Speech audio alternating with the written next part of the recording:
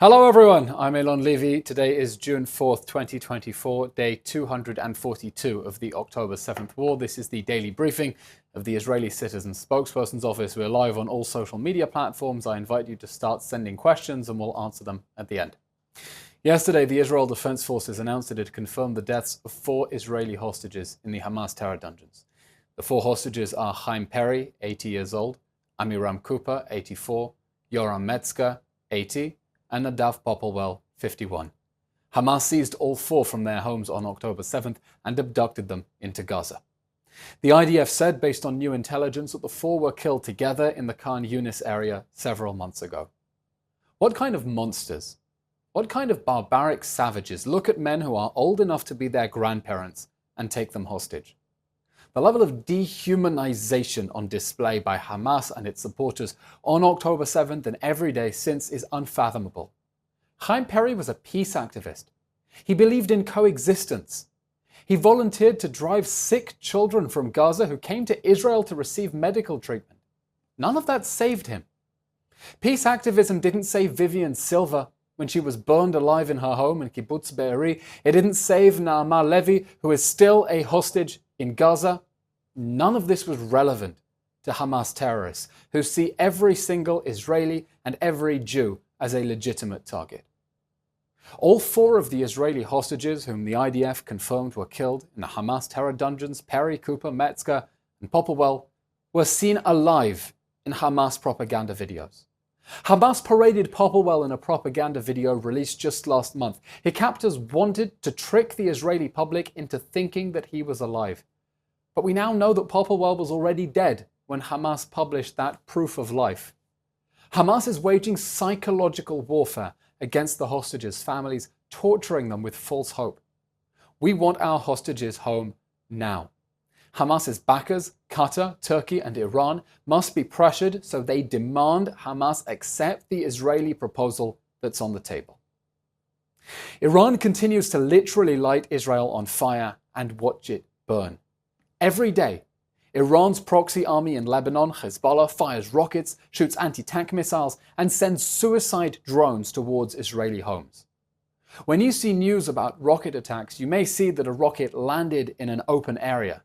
Now that's meant to be reassuring, to tell you everything's fine, no one was hurt, nothing was damaged. But now we see what landed in an open area really means. Northern Israel is on fire. Hezbollah's rockets and suicide drones strike Israeli fields and forests and start fires that spread quickly. Shrapnel from Israeli interceptor rockets that destroy the incoming Hezbollah missiles and suicide drones before they strike Israeli homes and kill Israeli families. These also start fires. It's summer here in Israel. There is no rain here in the summer. Everywhere is dry. The situation in Israel's north is untenable and unbearable.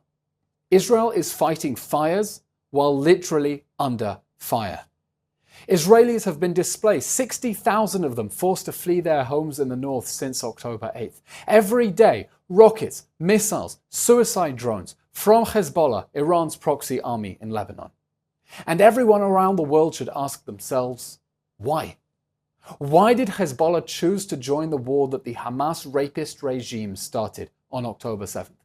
Why is the government of Lebanon not doing more to stop the Hezbollah army of terror from attacking its neighbors? Why hasn't the UN Security Council demanded that Hezbollah cease fire immediately? And where are all the people marching in world capitals, screaming for a ceasefire in Gaza to save Hamas's skin? Is Lebanon not on your maps? Or might it be that you only care to demand a ceasefire when Israel is the one firing? Israel expects everyone, citizens around the world governments, to speak up every day against Hezbollah's attacks and demand that it back off from the border before Israel is forced into a major war to push it away. Because make no mistake, if Hezbollah continues to rain hellfire on northern Israel, Israel has every right to get its people back to their homes safely. Hezbollah must back off, or Israel will force it to back off. We'll now take some of your questions. Thank you. We've received a lot of questions in advance from the Instagram stories. One person asks, did the Did the EU member states offer to help fight the fires in the north? I'm not aware of any offers of help. Let's remember, Israel is fighting these fires under fire. If you're talking about sending a helicopter team from Greece or Cyprus, you're asking to send them into a war zone where Hezbollah can target them with anti-tank missiles and other precision-guided missiles and suicide drones as well. That is not a safe environment that any country would be willing to send forces into. And so in the north, it looks like, for now, Israel is on its own. And Israel will draw the lessons accordingly about what it means to keep our people safe if other countries are not coming to our aid. This is a question from Mayuri, who responded to the Instagram stories. Israel will likely have to build new alliances once the war is over. Who are the likely allies? I think we have allies and friends around the world, and it's important not to forget that. You look on social media and see the noise and the hate, and a lot of it is coming from bots and coordinated campaigns, and it makes us think that we are alone. I can tell you from the DMs that I'm receiving, we're not. I get messages every day from people in Ireland, people in Norway, people in Spain, countries that just recognize the Palestinian state as a reward for October 7th, saying, drown out the haters, we are with you. We have friends and allies in the free world, and that is where Israel belongs, in the free world, in the club of democracies, and we know that their publics are still with us, even though the opponents of Israel and its haters are louder and they're using violent intimidation to make it impossible for people to speak up for us. What we want to do, part of why we're giving you the tools to fight for us, is to show the world why Israel is doing what it's doing, why we are doing what their countries would do if they came under such attack, or why we're doing what they would like to think they would be capable of doing if they had to fight for their lives. We're not asking for sympathy, we're demanding the world's respect. And I think that reasonable people around the world understand why Israel is fighting.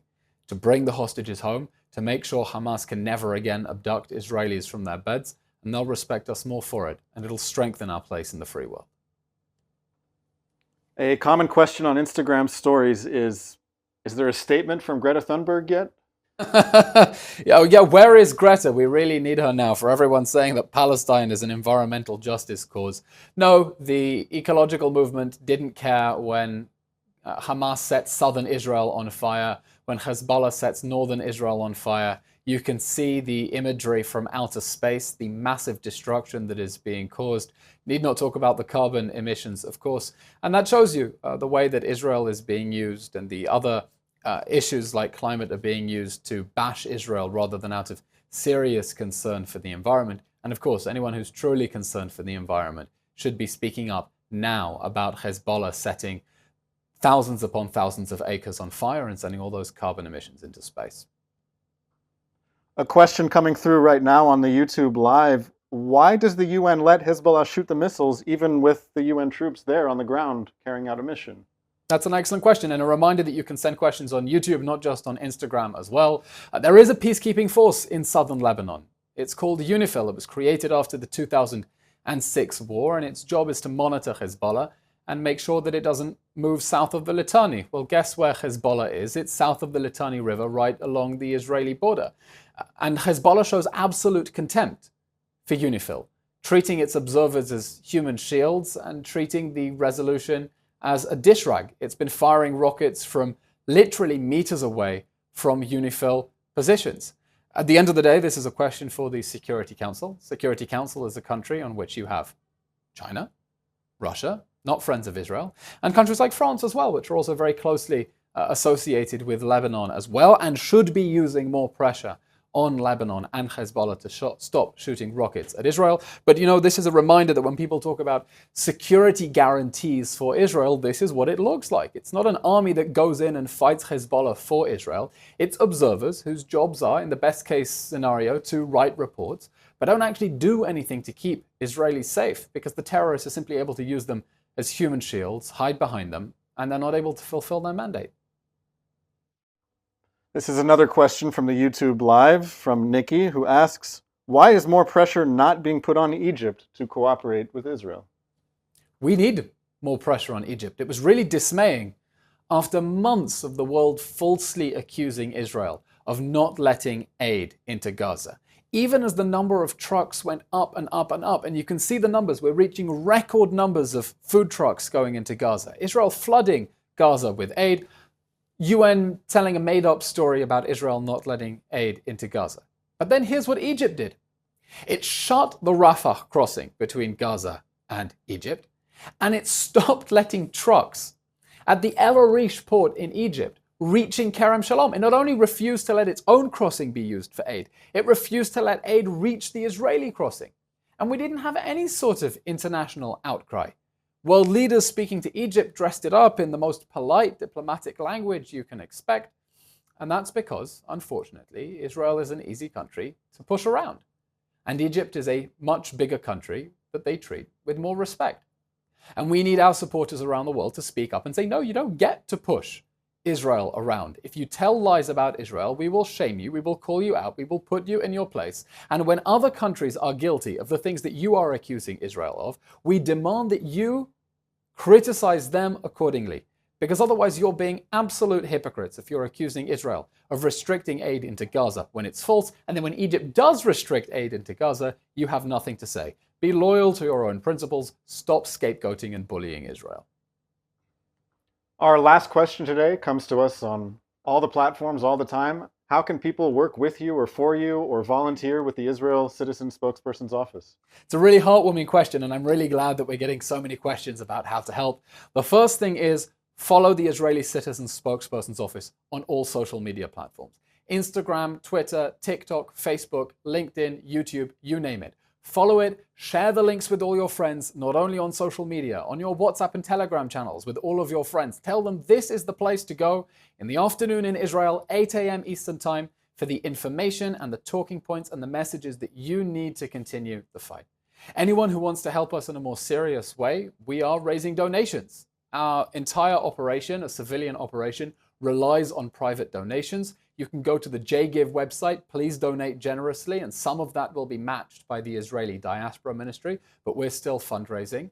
And more than that, anyone who wants to get involved with our community, we will share the link on all the social media platforms, including on our Instagram stories, to the Citizen Spokesperson community, where we will be able to keep you up to date and give you special insider information. It's not only a team that we're building here, we want to build a whole global community of citizen spokespeople who are going to be speaking up for Israel. It's not just me, we have a whole team. Some of them will be taking over the briefings in coming days, so watch this space. Okay, that's all we have time for. Thank you very much, everyone. We will be back tomorrow, 3 p.m. Israel time, 8 a.m. Eastern time. Thank you very much, and keep safe. Keep up the good fight. Thank you.